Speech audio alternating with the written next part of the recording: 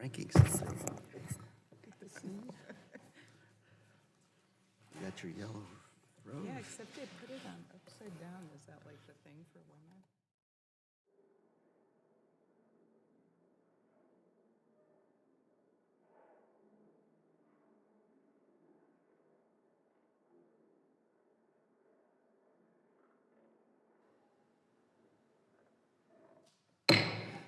Good morning, everyone. The Subcommittee on Transportation and Maritime Security now comes to order. The committee is meeting today to receive testimony on the TSA workforce crisis, a homeland security risk. I want to thank our ranking member, Ms. Lesko, and our panel of witnesses for joining us today. Today's hearing will discuss the challenges facing TSA, the workforce, and how they impact TSA's national security mission. We're very aware of the threats facing our country and our transportation system. Terrorists, lone wolves, and other threat actors continue to target crowded airports, mass transit hubs, air carriers, with the ultimate goal of taking down one of our airplanes. TSA has no fail-safe mission. A single bomb or weapon slipping through our security could be used with devastating effects. Transportation officers, or TSOs, work on the front line as our country's main defenders against these threats. Their jobs are extremely difficult as they must work to look for a needle in a haystack in overstuffed bags, pat down passengers in very uncomfortable areas, detect fraudulent IDs, and keep pace with the evolving policies and technologies, all while serving as the face of government to sometimes uncooperative passengers. Ensuring that TSA hires, trains, and retains professional workforce should be one of the Department of Homeland Security's top priorities. Unfortunately, the administration has placed supporting TSA workforce on the back burner. President has prioritized the border wall above all other Homeland Security missions, threatening to undermine the security of the traveling public. And just recently, we learned that the administration is sending TSA employees, including TSOs, to the southwest border, just as the busy summer travel season is about to begin. TSA's workforce is already stretched too thin and can't afford such diversions. TSA's morale is low and its attrition is high. Last year, out of 410 federal agency subcomponents surveyed, TSA came in the 410th or last when it came to employee pay satisfaction. Can't do business that way. TSOs are among the lowest paid workers in government, and we saw during the recent shutdown that many of them live paycheck to paycheck. And let me repeat, TSOs are among lowest paid workers in government, and during the most recent shutdown, many of them lived paycheck to paycheck. TSOs also lack basic workforce rights and protections, such as full collective bargaining rights and the ability to appeal disciplinary actions to an independent third party. This is no way to run a national security agency.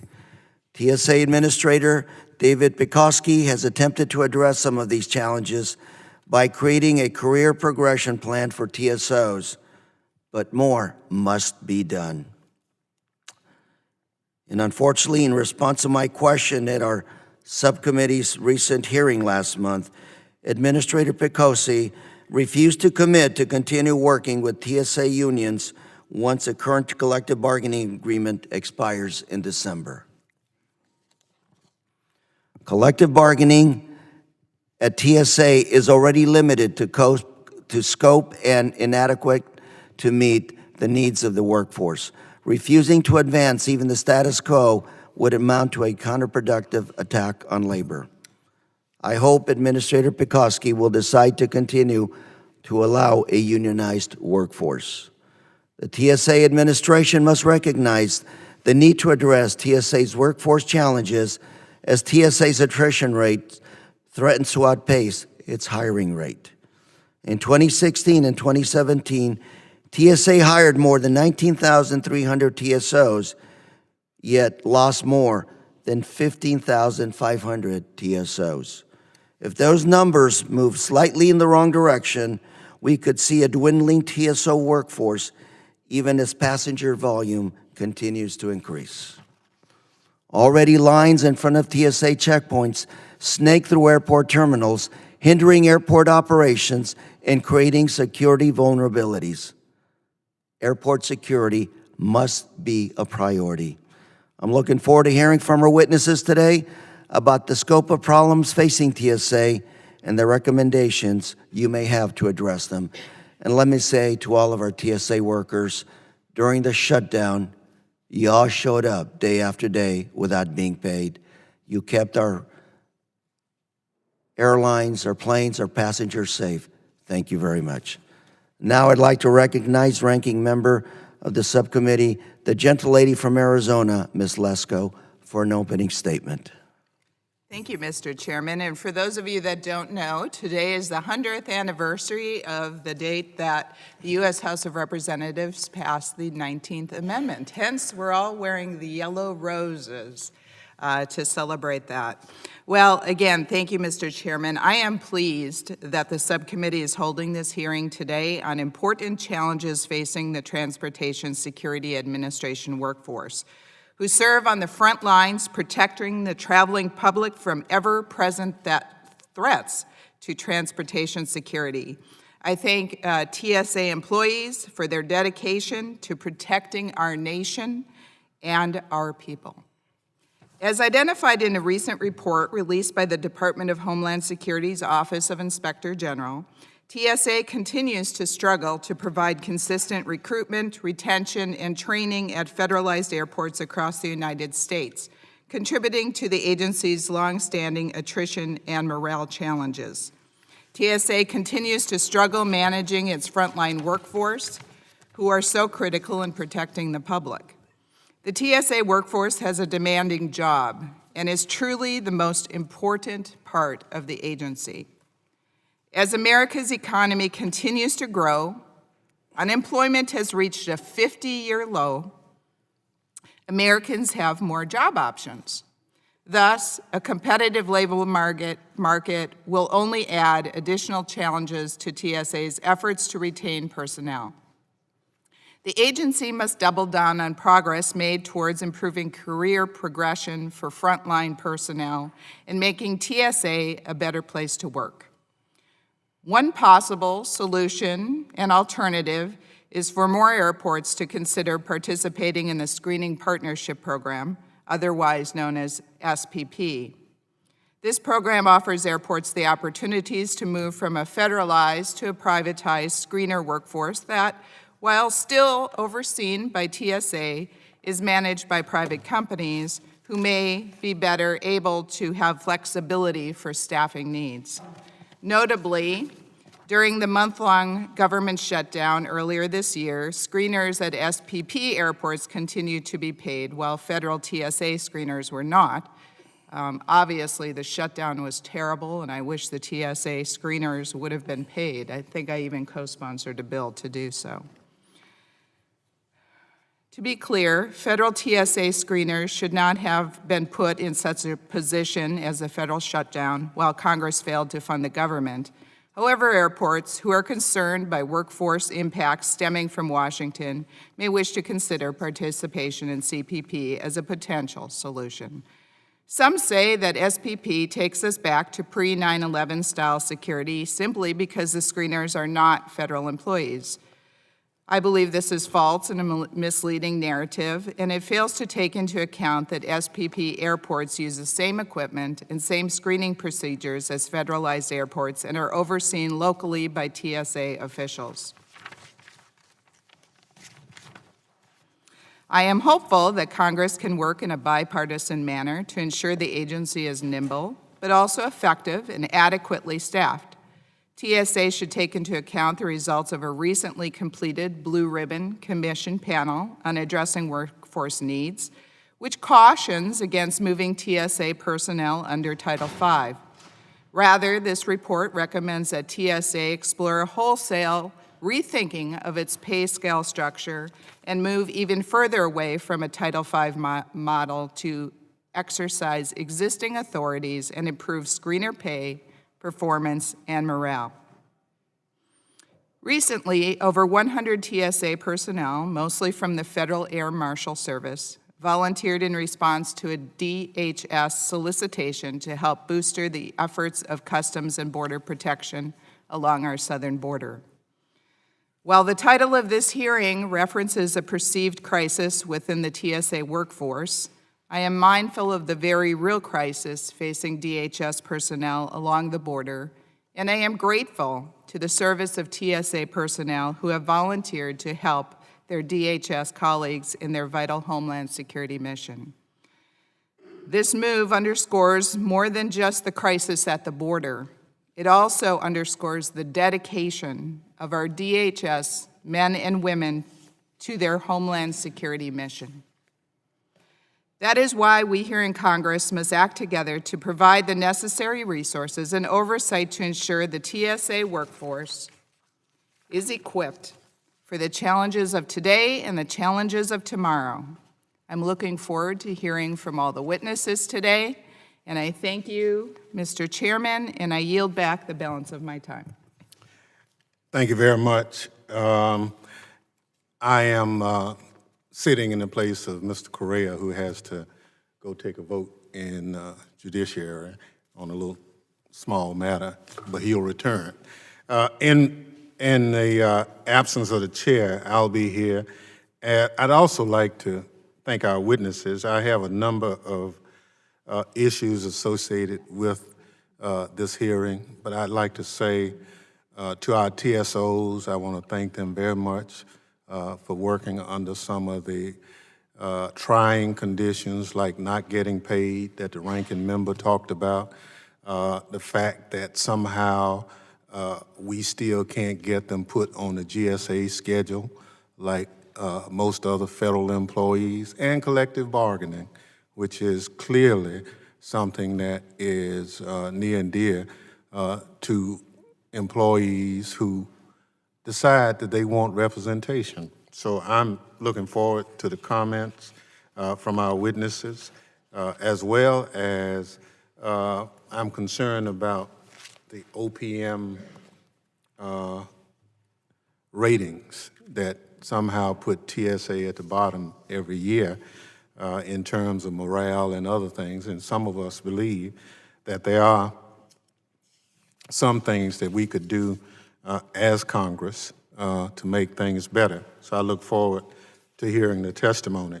I'd like to welcome our panel of witnesses. Our first witness, Mr. John V. Kelly, joined the DHS Office of Inspector General in 2008 and was appointed Deputy Inspector General in June 2016. Our next witness is J. David Cox. He's National President of the American Federation of Government Employees, which is the largest union representing federal employees in the District of Columbia. Mr. Cox was first elected AFGE President in August 2012 and was re-elected to his third three-year term in August 2018. Lance Little, our third witness, is the Managing Director of the Seattle-Tacoma International Airport at the Port of Seattle. Prior to joining the port, Mr. Little was the Chief Operating Officer of Houston's 3 airports and an Assistant General Manager at Hartsfield-Jackson in Atlanta. Our fourth witness, Mr. Jeffrey Neal, has served as Senior Vice President at ICF International since 2011. Mr. Neal previously served as Chief Human Capital Officer at DHS and Chief Human Capital Officer at the Defense Logistics Agency. Without objection, the witnesses' full statements will be inserted in the record. I now ask each witness to summarize his or her statement for 5 minutes, beginning with Mr. Kelly. Chairman Thompson, Chairman Correa, Ranking Member Lesko, and members of the subcommittee. Thank you for inviting me to discuss TSA's challenges with its Transportation Security Officer workforce. At the end of fiscal year 2017, TSA had about 61,000 employees, more than half of which are entry-level security officers. TSA relies on security officers to safeguard the traveling public by identifying prohibited items and preventing those items from getting on aircraft. We previously reported in our covert testing and other reports on the importance of security officers. We believe security officers' retention and training challenges contribute to airport security weaknesses. Human performance and sound judgment are critical factors in protecting against terrorists. Hiring, training, and retaining a qualified workforce is critical to secure our airports. Our audit report identified 3 basic problems. First, TSA does not always ensure it hires the most qualified security officers. While TSA tests applicants, TSA could enhance its testing by including personality and practice tests to determine whether an applicant is suitable for their job. TSA could also improve security officers, the interview process, by allowing interviewers to exclude an applicant if they believe the applicant is not a good fit, and also including questions that assess an applicant's ability to perform the security officer duties. Second, training deficiencies may lead to security risks. If new or inexperienced security officers are not adequately trained, air travelers' safety can be put at risk. Before we initiated our most recent audit, TSA did not have a standardized approach to train new security officers. This can cause a significant problem because TSA does not immediately send security officers to basic training. TSA exacerbated this problem by not giving all airport training managers visibility into the basic training curriculum. The third problem is TSA does not use all resources to retain security officers. TSA reports its attrition rate is roughly the government average of about 17%. However, TSA's voluntary attrition rate of 14% exceeds the government voluntary attrition rate of 11%. Further, a large portion of security officers are part-time employees who have a 26% attrition rate. This inability to retain security officers has a financial and security impact. In fiscal year 2017, TSA spent $75 million to hire and train over 9,000 new security officers, roughly 20% of which left within 6 months of being hired. TSA is plagued with high attrition across all airport sizes. However, smaller airports have the highest attrition rates. This is acutely dangerous because small airports may have only a handful of security officers. Consequently, their loss is more difficult to manage. Security officers at small airports leave because of limited career growth opportunities and scheduling challenges. TSA has taken some actions to retain security officers, but it has not used all available resources. For example, TSA airport officials do not consistently conduct exit interviews, and when they do conduct exit interviews, it does not always share the results with airport officials. In addition, low pay has an impact on TSA's ability to retain security officers. Some airports have difficulty competing with local employers. Federal data shows that at hard-to-hire airports, TSA pays security officers 30% below the local per capita income. Improving retention efforts could improve security and save taxpayer dollars. In summary, given the security officer's integral role in ensuring the nation's aviation system security, TSA must hire highly qualified applicants who are well-trained and motivated to remain for a long-term career. By improving hiring and retention policies, TSA can maintain a fully capable and experienced security officer workforce and realize cost savings. I am happy to report that TSA concurred with all 9 recommendations and has taken steps to implement some of those recommendations. Actually, we've closed 3 of those. Mr. Chairman, this concludes my testimony. I'm happy to answer questions you or members of the subcommittee may have. Thank you for your testimony. I now recognize Mr. Cox to summarize his statement for 5 minutes. Thank you, Mr. Chairman and Ranking Member and the members of the committee, and a special thanks to you, Chairman Thompson, for introducing H.R. 1140, the bill to provide Title V protections to the TSO workforce. I asked each member here today to co-sponsor this important legislation. The best way to describe the status of the Transportation Security Officer workforce: separate and unequal. Unlike their colleagues in the rest of DHS and unlike their colleagues in the rest of TSA itself, TSOs are excluded from the due process rights, the collective bargaining rights, the pay system, and other personnel rules under Title V.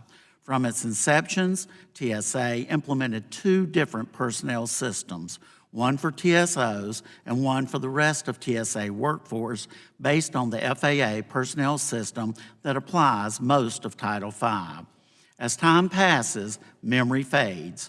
Too many people forget that the 9/11 terrorists exploited our weak first line of defense, airport security screening. TSA management comes very close to reproducing the pre-9/11 conditions for airport security screeners. That is why the need for change is so urgent. There are two categories of change that need to be addressed: pay and labor rights. Average starting salaries are too low, just $35,000 per year, less than $17 an hour. During the first 2 years, a long period of so-called probation, they are stuck. The rewards for top performance are pitifully small. Last year, the two highest performance ratings, 4 and 5, awarded according to ever-changing criteria, earned you only a 1% salary bump or else a bonus that didn't go into your base.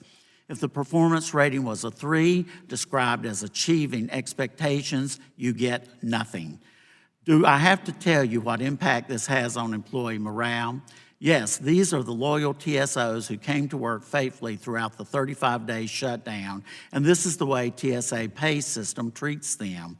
TSA makes and breaks its own rules of employment for TSOs. It reinvents its pay standards every year. Airport checkpoints are effectively the fiefdoms of individual TSA managers, so much so that there is little consistency between checkpoints, let alone airports. Last year, TSA modified its table of penalties in a way that fundamentally misunderstands the very concept of progressive discipline. Progressive discipline is supposed to increase penalties for a particular type of misconduct, but in TSA, one tardy is a strike one. An unrelated uniform violation is strike 2 and gets a TSO more serious disciplinary action that can lead to termination. Each disciplinary action stays in a personnel file for at least 2 years. The penalty for this is no transfer to another airport and disqualification from career progression, and disqualifies a TSO from eligibility for that 1% performance raise or the bonus paid to trainers. When little things have such harsh consequences and when perfections have such small rewards, it is clear that the system is in need of a change. A single disciplinary action stalls a TSO's career for at least 2 long years. And of course, TSOs have almost no ability to clear their records because they lack a real grievance and arbitration process in their collective bargaining agreement, and they have no recourse to the MSPB. The administrator has not yet committed to another round of collective bargaining when the current contract expires. Please be aware that the only progress that has been made in the area of labor relations at TSA has come at the bargaining table. TSA should not have the discretion under the law to refuse to bargain. That is another reason TSOs need coverage under Title V. So for all these reasons, we ask for legislation that grants TSOs full coverage under Title V, full first-class status under the law, full rights, and a fair pay system that other employees of TSA, DHS, and the rest of the federal government have. This concludes my statement, and I'll be glad to take questions at the end, sir. Thank you for your testimony. I now recognize Mr. Little to summarize his statement for 5 minutes. Thank you, Chairman Thompson, Chairman Correa, Ranking Member Lesko, and members of the subcommittee. It is an honor for me to testify today. I'm Lance Little, Managing Director of Seattle-Tacoma International Airport. SeaTac serves one of the hottest economies in the country, which has made us the 8th busiest airport in the U.S. This increase in passengers is straining the capacity of our airport and our security checkpoints. One of our top priorities is efficient security screening of passengers. We want to avoid large group of travelers on the public side of the airport, which is both a customer service and security issue. Lines that stretch through the terminal, past the ticket counters, over the sky bridges, and into the parking garages compromise our ability to ensure public safety.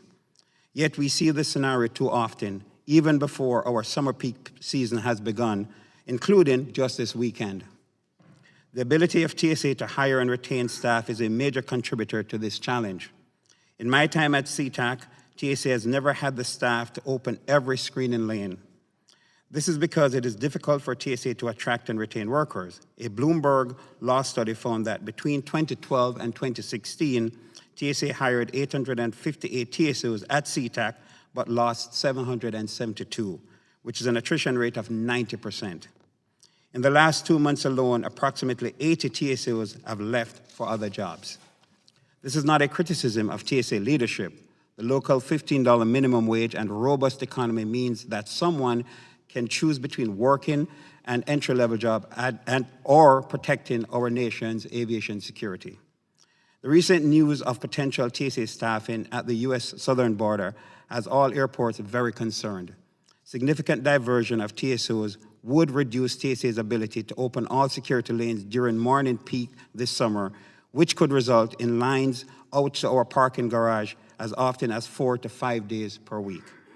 Before I go further, I want to share our appreciation for our local TSOs during the recent government shutdown. The dedication with which they came to work every day was awe-inspiring. We are grateful for their professionalism during an incredibly stressful time. I also want to acknowledge that TSA leadership has been very engaged with us. For example, TSA has approved a temporary increase in wages for SeaTac TSOs, now starting at more than $20 per hour. TSA also promised to assign 50 National Deployment Force TSOs for the summer. The most effective way for TSA to remain fully staffed at our airport is increased retention rates. Not only is it expensive to hire TSOs, but it can take months for a new officer to be certified to perform all functions. Lower turnover rates and decreased cycle times for recruitment and training will lead to more efficient and effective TSOs. This is especially urgent because changes to TSO passenger screening canine protocols have significantly reduced the dog's use in addressing wait times. To compensate, SeaTac has had to make significant investment of its own money, including providing port staffing to perform non-regulatory TSA functions, which we can't afford to continue indefinitely. Let me close by saying I don't have all the solutions to the challenges that TSA faces in hiring and retention. I can say, however, that higher compensation is an important part of the puzzle because our own security screeners who staff checkpoints for airport employees start at $21.71 per hour, and we have very little turnover in those jobs. Our vision for SeaTac is a world-class security and customer experience. We don't want travelers stuck waiting in security lines, and we don't want large groups on the public side of the airport creating potential soft target. Sufficient TSA staffing is essential to achieve those goals, and I look forward to working with you to achieve them. Thank you again for the opportunity today, and I look forward to any questions that you may have. Thank you for your testimony. I now recognize Mr. Neal to summarize his statement for 5 minutes. Good morning, Chairman Thompson, Ranking Member Lesko, and members of the subcommittee. I'm honored to appear before this subcommittee to discuss the work of the Blue Ribbon Panel and our findings and recommendations. The panel was chartered by TSA at the direction of Administrator Pekoski to provide a neutral third-party review of TSA's human capital operations. He also asked that we examine how human capital policy decisions have affected the Transportation Security Officer workforce. Other members of the panel are former OPM Deputy Director Dan Blair, former Partnership for Public Service Vice President John Palguda, and noted labor economist Dr. Laurie Bassi. We conducted a series of interviews, 36 focus groups with TSOs, and analyzed survey results, reports, and other data. Our findings were in two major areas. support for the TSO workforce, and human capital service delivery. TSOs identified multiple drivers of morale problems and turnover, including perceptions of favoritism in promotions and work assignments, inadequate pay, and challenging working conditions. The most significant of those was pay. The panel found TSO pay was competitive at some airports and not at others. High TSO turnover during the first 2 to 3 years and performance management and pay policies mean an E-band TSO with an outstanding performance rating could take 30 years to reach the top of the pay band. The panel made multiple recommendations regarding pay band progression, use of promotion boards to provide transparency in promotions, establishing new TSO positions in higher pay bands, and use of predictive modeling to assess the effects of pay on turnover. Improving TSA's human capital programs requires an effective human capital infrastructure. TSA's human capital services are provided by a mix of the Office of Human Capital, airport staff, and 3 major contractors. The panel found that TSA needs to do much more to define and coordinate the work of those groups. The panel also found that improvements are needed in the Office of Human Capital. Some areas, such as position classification, experience an overwhelming workload aggravated by their own policy decisions. We found disjointed human capital systems that create inefficiencies, make errors more likely, and require significant workarounds that consume valuable labor hours. The field HR staff we interviewed were also striving to deliver good service, but did not have consistent HR training and were not always permanently assigned to HR. Our recommendations to address this situation included permanent assignments, standard job descriptions, better training, and aligning the jobs with TSA's new human capital business partner positions. We believe these will ensure a stronger field HR staff who are better equipped to meet the needs of TSOs. We interviewed project leaders from the firms providing HR services who reported some of the same IT problems as federal staff, amplified by the lack of an integrator for the 3 major contracts. Each firm offered ideas for improving services. The panel made several recommendations for improvements to the 270-day TSO hiring process. The lag between applying and beginning work causes many applicants to drop out, as does the technology supporting hiring. For example, the panel learned that many applicants who attended recruiting events did so because they were unable to apply via USA Jobs. Increased competition for talent means a 9-month process will cause significant hiring challenges for TSA. TSA's ATSA flexibilities should enable it to make improvements to its hiring process. Finally, the panel heard many suggestions that TSA transition to the general schedule to solve pay and hiring problems. We share concerns regarding TSO pay, but believe the general schedule would not solve the problems. Most good government organizations have recommended replacing it with a system that is better suited to today's workforce. Transitioning the TSO workforce to the general schedule could also have unintended consequences and result in pay raises in locations where they're not needed and inadequate pay raises in locations where they're very badly needed. There's no guarantee the general schedule would even result in grades that would increase overall pay. The panel believes the most effective way to move quickly to solve TSO pay is to seek additional labor dollars and use TSA's existing flexibilities. Thank you for the opportunity to testify before you today, and I look forward to your questions.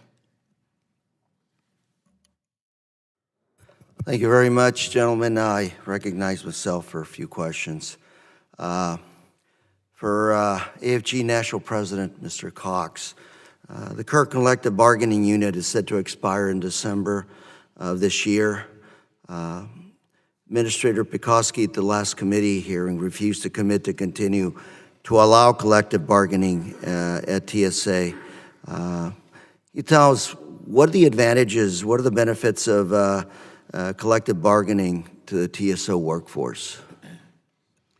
Part of it, I believe, the law that Congress has passed, it says collective bargaining is in the public's best interest, and the public is best served by collective bargaining.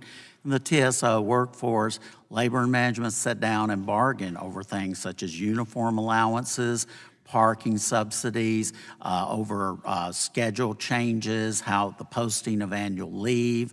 Many positions and things of that nature that they bargain over. However, in TSA, we have a very limited scope of bargaining. We do not have a full grievance procedure or arbitration procedure. We don't have the ability to go to MSPB. So granting full collective bargaining rights would treat them like all other federal employees. So, heard comments earlier that we have a very competitive labor market at the moment. We have high turnover at TSA. A lot of our frontline employees seem to move in and out. Does collective bargaining, does organized labor in your representation, do you bring a different perspective in terms of how to craft a package of benefits, a salary to be competitive enough to keep our workforce stable? Clearly, I think wages have got to be raised. I've heard that from every panelist here, that TSOs are paid. Well, I think if you ask anybody, any of us, our wages need to be raised, but pay is affecting it, sir. I think their turnover is unbelievable, and to me, it's scary when you really need to have a trained workforce that can do the job year after year, not have to train new entrants into that workforce year after year. So my question is, are you able to calibrate? Are you able to give management some input so that we can, reduce workforce turnover? Yes, sir. I believe by having a negotiated grievance procedure, the right to go to a third party to resolve disputes, the ability to have full scope collective bargaining that all other federal employees have, just like all the other employees in Homeland Security, Border Patrol, ICE agents, Coast Guard, Federal Protective Service, Customs, all of those have full Title V collective bargaining rights. Treat them like full U.S. citizens, like other government employees, and I believe you would see less turnover, you would see morale improve, and that would certainly help as well. Mr. Cox, I'm going to cut you off. I'm running out of time. I'm going to shift to Mr. Kelly. Sir, saving taxpayer dollars. How does a stable workforce save taxpayer dollars?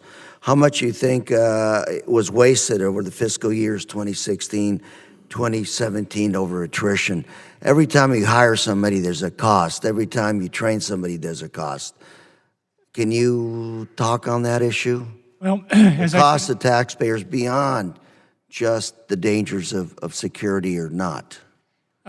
Chairman, as I mentioned in my opening statement, in fiscal year 2017, TSA spent $75 million to hire and train roughly 9,000 individuals that they brought on board. $75 million. How much is that per new individual that is hired? It cost TSA about $8,500 to train and hire someone. Thank you very much. That being said, I'm going to turn over now to Ms. Lasko for 5 minutes of questions. Ms. Lasko. Thank you, Mr. Chairman. My first question is for Mr. Neal. Thank you for your work on the Blue Ribbon panel. As you said in your opening statement and is in your report, you strongly suggest that TSA not adopt the general schedule, and you gave some of the reasons why. What are the other? Why would it be bad? Sure. Yes, ma'am. The problem with the general schedule is that it is a very inflexible system. It was designed 70 years ago at a time when the federal workforce was primarily clerks, and where the variations in pay in various labor markets were nowhere near as extreme as they are right now. So what happens with the general schedule is you may find that pay raises are not really necessary for some folks in some places, yet because of the mechanical formula of the GS schedule, they would get pay raises. In other places, New York's a great example, JFK, where pay raises are desperately needed, the general schedule wouldn't provide anywhere near the amount of pay that those officers would need to have a living wage. And so what we concluded was that the pay definitely needs to be addressed. This is a significant problem for the agency. but the general schedule is too blunt an instrument to do it. And so the better way we thought was to use the flexibilities under ATSA to provide pay raises. We did recommend pay raises rather than supplemental locality raises, whether that are not actually pay raises, where it's a retention incentive. We thought retention incentives were less effective because they can be taken away, where a base pay increase can't. But for the most part, what we found was that it is just too blunt an instrument to actually be effective. And so that was the reason we did not recommend going to the general schedule. Thank you, Mr. Neal. My next question is for Mr. Kelly. Mr. Kelly, one of the reasons you said that there's a great amount of retention among TSOs is that not only the pay, which we've talked about, but you said scheduling issues, I think especially with part-time employees. And I think from what I remember, you said it's because part-time employees maybe kind of fill in, and so they have erratic scheduling time. Did you have any recommendations on that particular part of it for TSA, and have they started working on that? Yeah, we had 9 recommendations to basically more professionalize the workforce. We did have some recommendations that addressed that, and I believe they're still working on those recommendations. I'll get back to you specifically as to whether or not what the status is. Thank you very much. Yeah, because in the report, like you said, I thought you did a good job on the report. It highlighted serious inconsistencies at federalized airports across the country relating to training, which we talked about, recruitment and exit surveys. And so what metrics can the committee look for to see if TSA is actually following your recommendations? What do you think we should look back, and when do you go back? And well, we're considering doing verification review on these issues because this is a critical issue. As I mentioned in the very beginning of my comments or oral statement, that there is a link between safety and retention. So we are very concerned with the turnover rates that exist with TSOs. People have to realize that this needs to be a profession as opposed to a part-time job for individuals. And if we expect to have a secure traveling public, we need professionals performing at the security checkpoints. Thank you. And back to Mr. Neal, I think one of the problems, if I remember from my readings on my plane ride here, long plane ride into DC, was that people at the beginning scale, the entry level, didn't feel like they were going to be able to move up and get the top salary of the pay bands. Did your Blue Panel have any recommendations on how to address this? Yes, ma'am, we did. We looked at a variety of options. One was providing some limited longevity increases to get people up to the center of the pay band. The other was to provide more higher pay band TSO positions. Right now, TSOs are basically E-bands, and we put in a recommendation that would provide for increasing TSO positions, smaller numbers of them, all the way up about 4 or 5 bands higher than they are right now, to provide some clear career paths for TSOs that they don't have right now. Thank you, and I yield back. I went over time. Thank you, Ms. Lesko, and I'd like to recognize the Chairman of Homeland Security, Mr. Thompson, from the good state of Mississippi. Thank you, Mr. Chairman. I have, for quite a while, looked at this pay system for TSOs, and for the life of me, I'm having difficulty in continuing to listen to the justification of not putting them in the GSA system pay scale where all other federal employees happen to be. If it's so good, then why can't we just have one system? That bothers me. Mr. Kelly, Are you aware of that dual personnel system that TSA operates under? That they're not under the GS system? I understand that. That's correct. Well, but there's a personnel system for TSOs, and there's another personnel system for other people who work in the department. Yes. Are you aware of any other agency that runs dual personnel systems? I'm not sure that there are other agencies that have that situation. We did not look into the merits or lack thereof of the. But you could, just on general principle, assume that that would be confusing at best.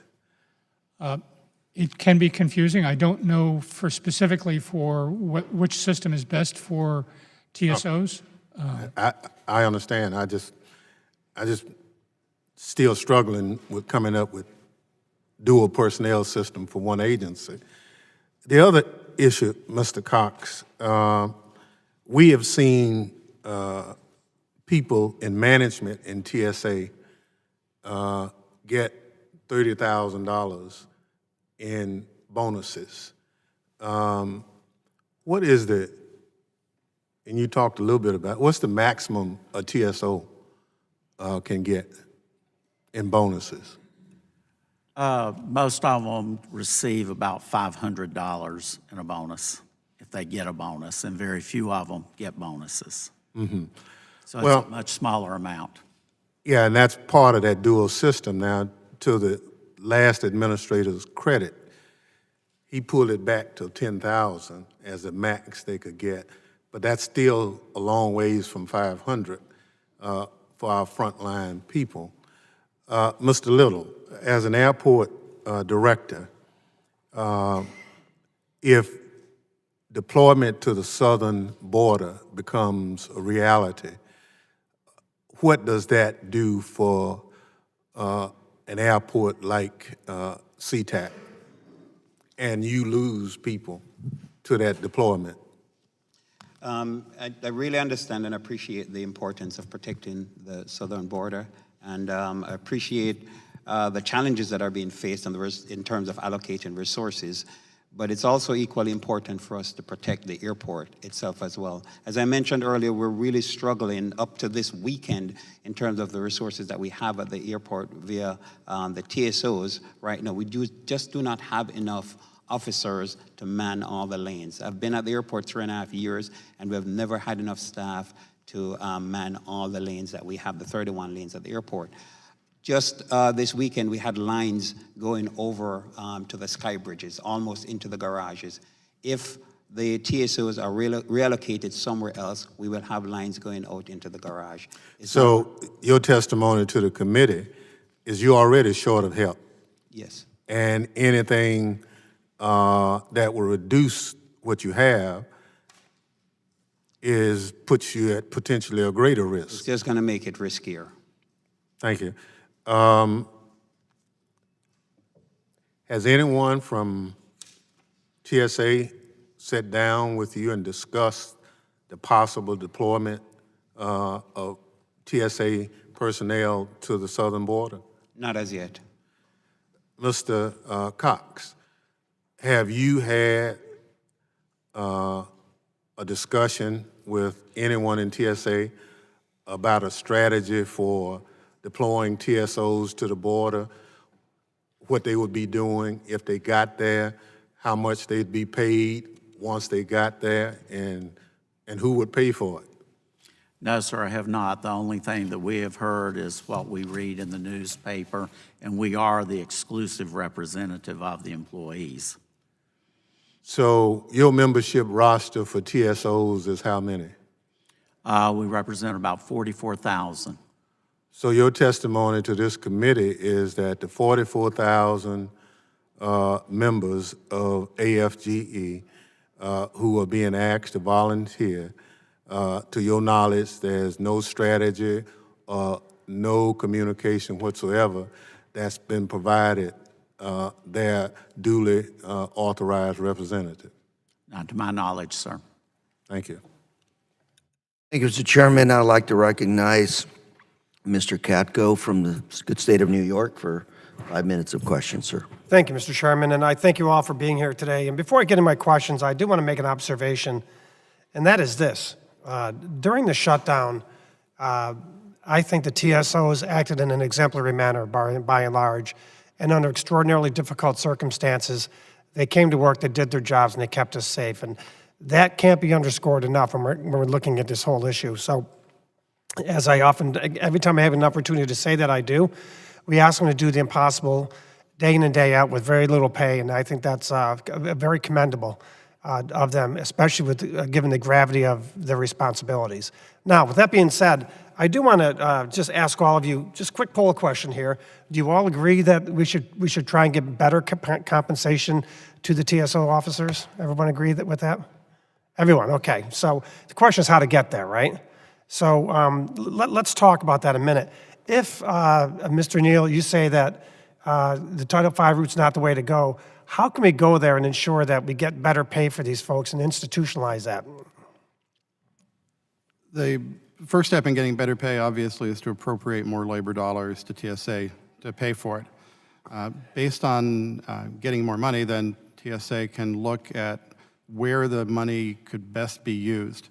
What we found is that there is a relationship between private sector security guard pay and turnover among TSOs, where E-band TSOs are not paid well and private security guards are paid well. Airports suffer very high turnover. And so we can do some modeling that would show where labor dollars could be applied that would actually reduce turnover. Some of that obviously would be new money, but once you got started with that, a good chunk of that $70 million a year that's spent on recruiting and training new employees could be applied to TSO pay. So we think that's the way to do it. Thank you, Mr. Cox or Mr. Kelly. The previous 2 terms, I was chair of the TSA subcommittee, and during that time, it was acutely aware to us that turnover was a major problem. And it was right around 20%. Has that improved at all in recent times? The overall turnover rate is 17%, which is close to that. What's really bad is the temporary employees. The turnover rate for temporary employees is 26%. So that's basically a quarter of a good portion of their employees are attriting. Mr. Cox, given the fact that it does seem to be very persistent and consistently high, what kind of cost do you think it is incurred and the waste that's incurred with this high turnover, training employees and losing them? I believe I heard that it cost $7,500 just to train one employee, and all the other things that goes in. It's millions of dollars in the process of the year. And I keep hearing it's not good to put them on the GS scale, that there's problems with the GS scale, but the GS scale keeps working for all other federal employees. It seems to be TSA is the one that's having the greatest turnover. So if we've got a wheel that's working, why not use it, put them on the GS pay scale until we can figure out something better. Right, but the thing that strikes me is if you could save that $7,500 and dedicate it towards pay by reducing the turnover, you'd probably be in much better shape right now, regardless of what we do with Title V. Now, I do want to end on a better note because it is important that we understand that there's been some progress made. Administrator Prokowski has taken this issue on, and he did do things to try and professionalize the force and give them more sense of duty and purpose, including opening a training center, which I think has been a very good thing. When you were doing your report, Mr. Neal, what were some of the things you saw that gave you hope that there's some progress being made in the workforce management areas, and then finish it by telling us what we need to work on still? I know pay is obvious. What else? The administrator is clearly interested in improving the lot of the TSOs, and so that was very encouraging. Putting in place a mechanism for pay advancement for D-band and then for E-band TSOs, which they're doing now, was also a very positive move. So that was good. The things that we're looking at that still are non-pay issues that need to be addressed are the perception of unfairness in the promotion process.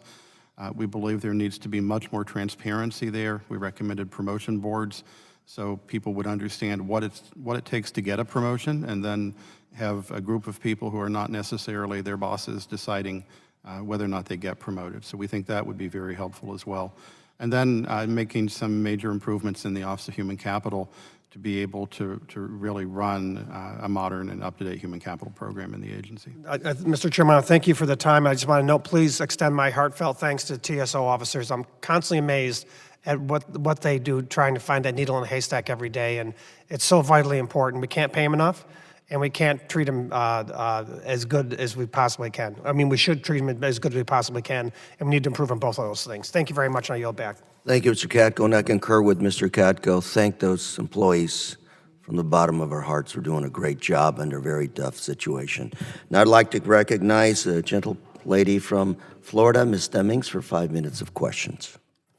Thank you so much, Mr. Chairman, and thank you to all of our witnesses for being with us today as we discuss this very important issue. President Cox, I want to also thank you for your commitment to your members' well-being and taking the time to speak before us today so we can hear directly for you. For the years that I have been a member of the Committee on Homeland Security, President Cox, you have consistently spoken about the strain to our TSA officers and share the long hours they work, often made more difficult due to erratic scheduling practices, and spoken of the strain on officers and their families who struggle to get the wages that are so low, that are much lower than other federal employees, comparatively speaking, especially when it pertains to their experience and their duties. I think that is a topic that we need to continue to address until we get it right. Earlier this month, TSA requested that TSOs and other employees deploy to the southwest border. I, like many others, wonder about the capacity in which they would be supporting Custom and Border Patrol operations.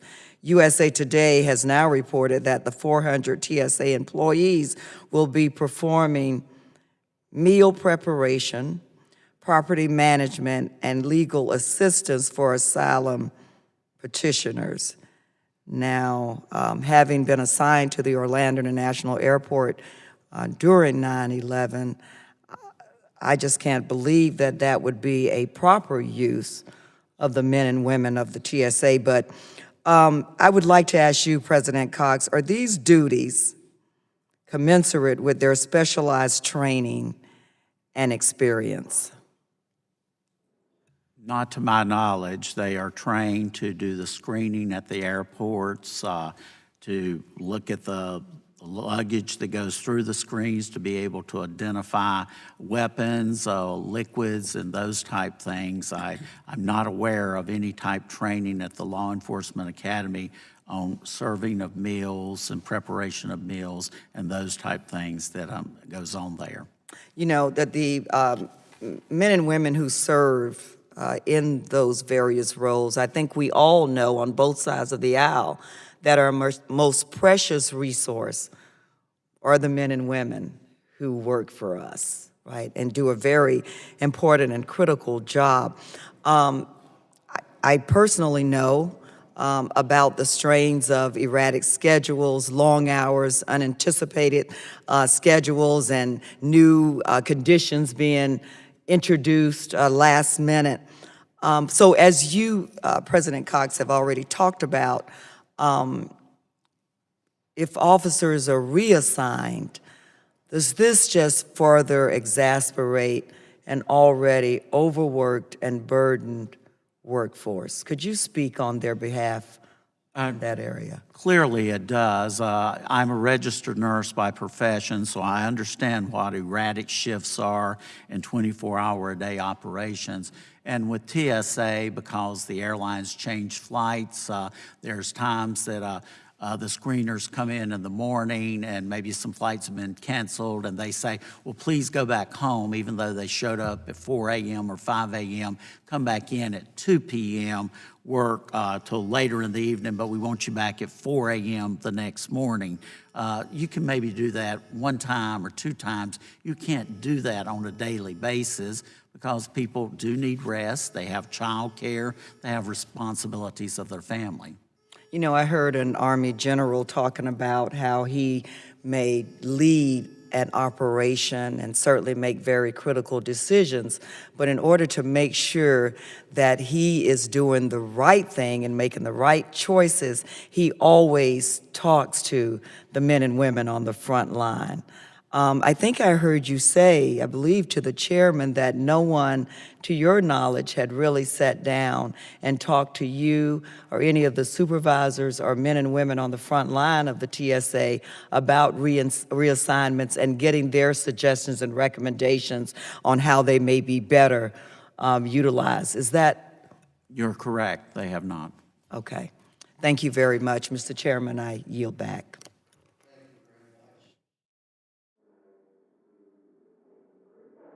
For a round of questions. Mr. Cleaver, Mr. Chairman. welcome. I try always not to get angry. My football coach told me he was going to remove me as captain if I had a fight on the field. That kind of helped me. This really does make me angry. I struggle with whether I should come to the hearing because I'm so angry, and which is not healthy. As my coach said, the best players don't get angry. But I need to ask a question to Mr. Cox. Can you tell me the people who stand between me getting on a plane every week? I average 1,800 miles a week flying. What stands between me and somebody bringing some kind of explosive on a plane? The only person standing between that is the TSA agent who is screening that passenger and that luggage and the baggage that's going on that plane. That is the only one that's doing it. It's weird because the people who drive people to the airport make more than the TSA people. People who take people away from the airport make more. The people who serve hamburgers make more. I don't curse. That's bass backwards. I mean, Americans ought to be furious at what's going on. We pay these people almost nothing to save our lives every day. And it bothers me. And so, we're talking about transferring $232 million to build a wall, which people laugh about. What I need to also know, maybe Mr. Neal, you can answer this question for me. What should we do to make sure they earn more money, other than not spend $232 million or not take any money from their budget and use it towards salaries? What should we do? The quickest thing that could be done would be appropriating more labor dollars that are targeted specifically to TSO pay increases and make them base pay increases using the ATSA flexibilities. If TSA got that money on October 1st, the beginning of the fiscal year, they could start paying people more money in October. And so that would be the quickest way to get money in TSO's hands.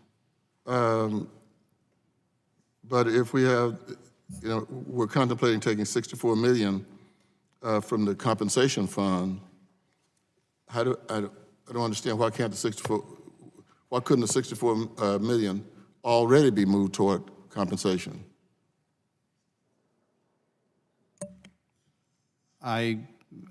Virtually any money they have that's the right color of money can be put in TSO compensation. I don't know exactly which dollars they have available right now. And I'm not familiar with where they're wanting to move money for border issues. That's totally outside the purview of my panel. Okay. All I see on that is what I read on the news.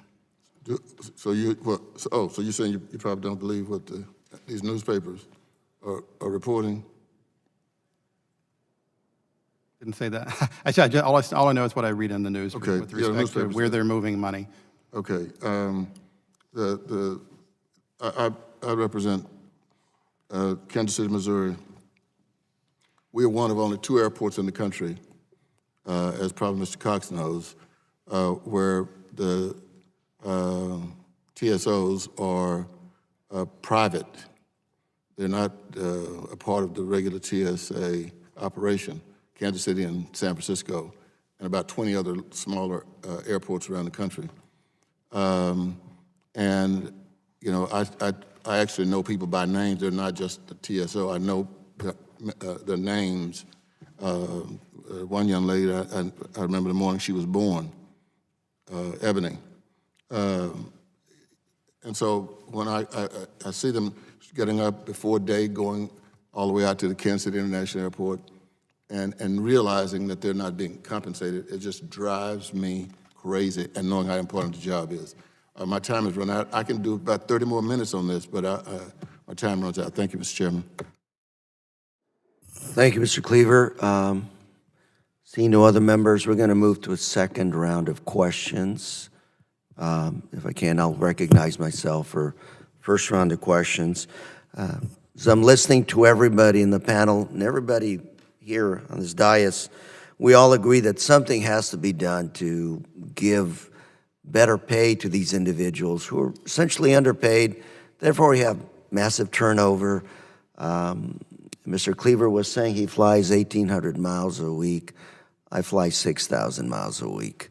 And all of us, though, agree that those are high-value assets in the sky in this country every day.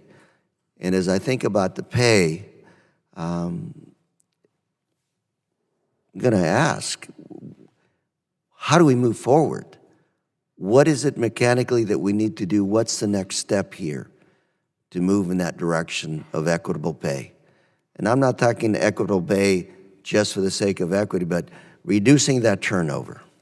Open it up for comments from the panelists.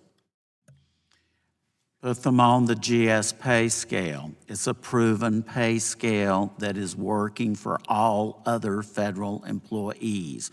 There's flexibilities in that GS pay scale. There's locality pay. There's other specialty pays that can be put on top of that for high-cost areas. That's how it's working for all other federal employees.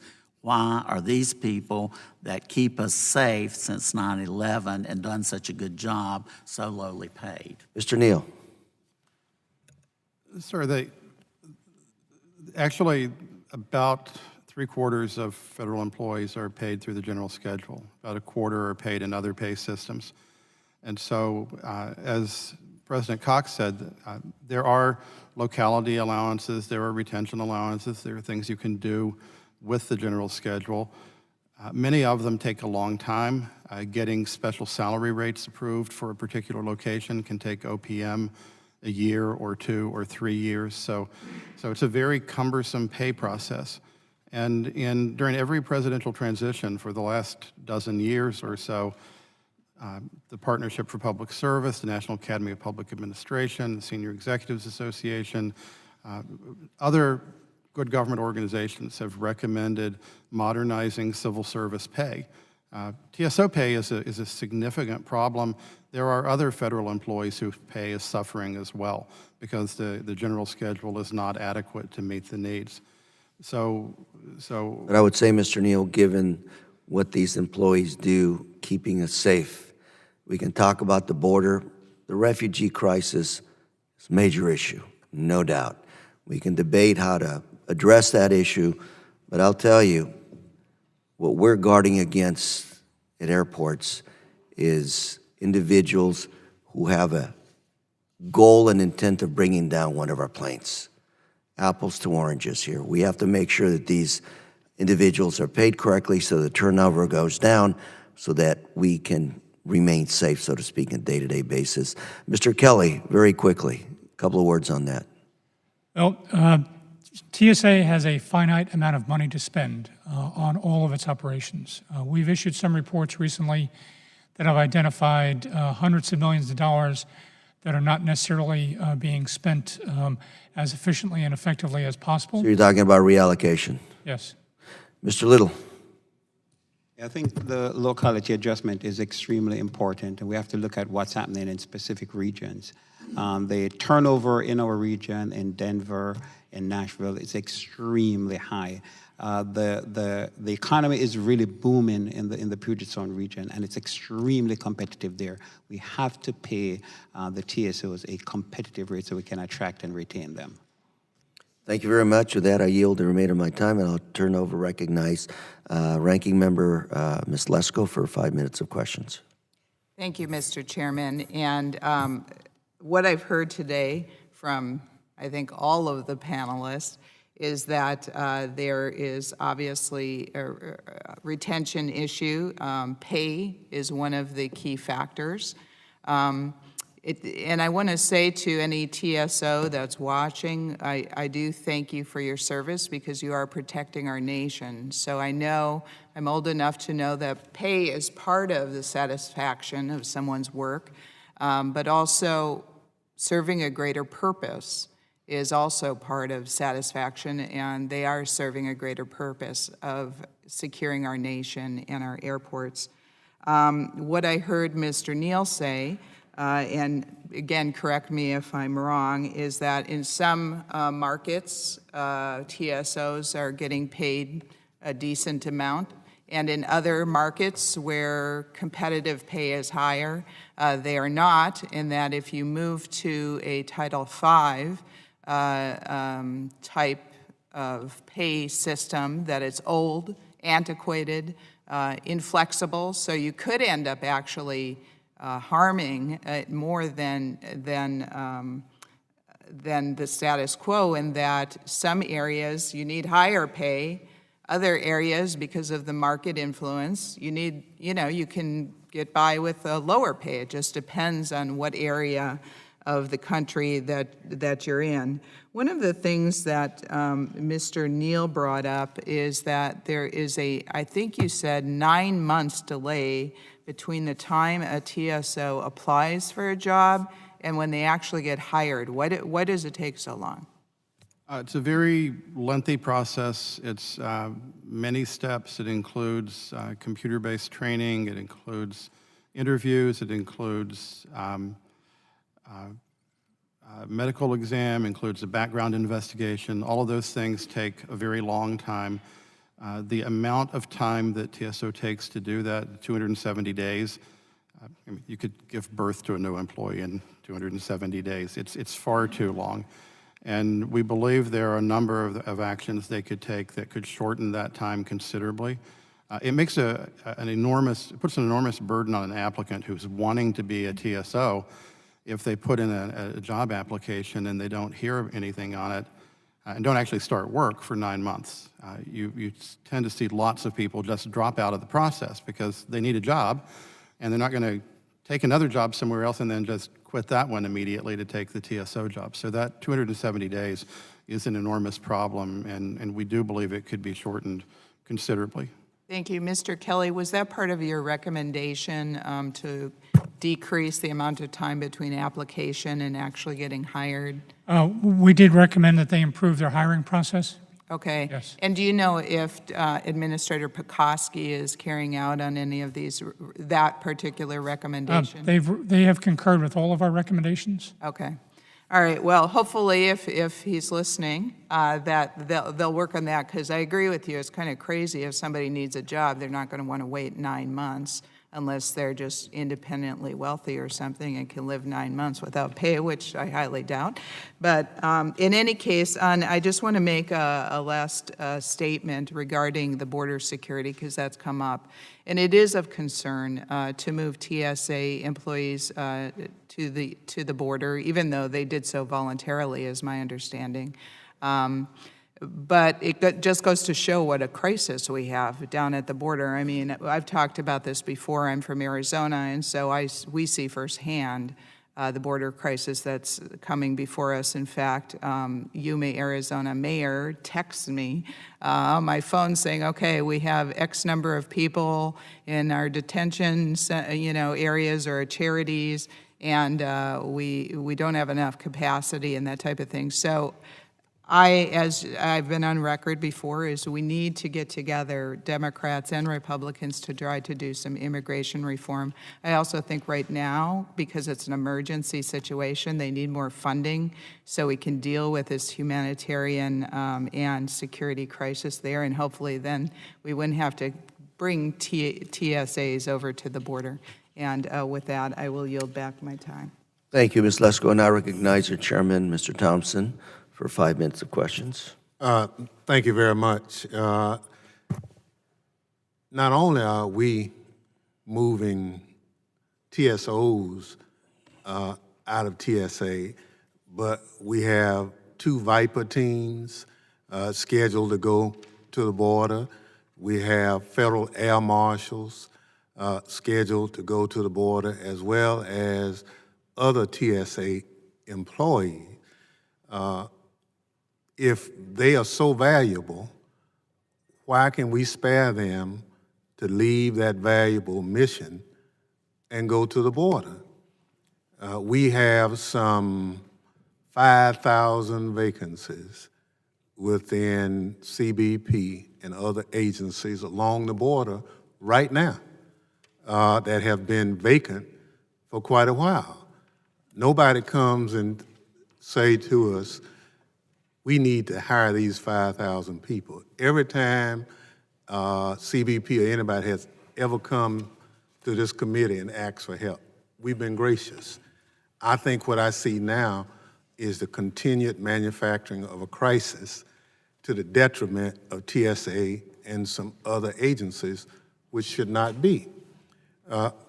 My challenge too, if I'm good enough to be the lowest paid employee in TSA, but you're gonna send me to the border working a higher paid job, but you're gonna pay me what I'm making at the airport, something's wrong with that.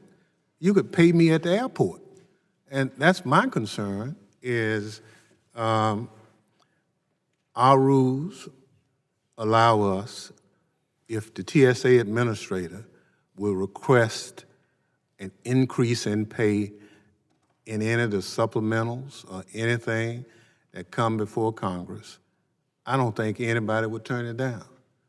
But we don't get the request.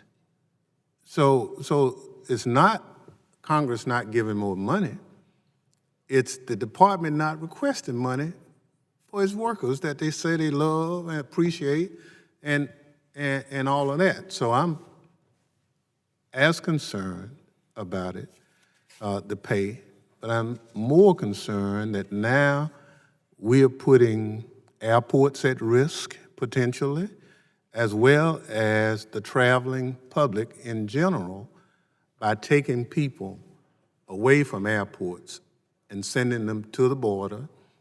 Mr. Cox said he's not seen any strategy or has not been consulted with his over 40,000 members, what they will be doing if they volunteer, and I thank them for their volunteering, but you have to have a plan.